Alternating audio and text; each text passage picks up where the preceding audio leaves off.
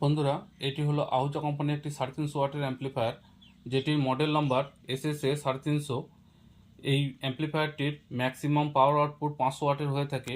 এই অ্যাম্প্লিফায়ারটিতে 7টি microphone input করতে পারবেন। দেখছেন ফ্রন্টটি মাইক্রোফোনের সকেট এবং মাইক্রোফোন ভলিউম দেওয়া রয়েছে, এবং এছাড়াও এই অ্যাম্প্লিফায়ারটিতে দুটি অক্সিলারি ইনপুট করতে পারবেন। এখানে লেভেল ইন্ডিকেটর দেওয়া রয়েছে এবং রিসেট সুইচ দেওয়া রয়েছে ওভারলোডের জন্য।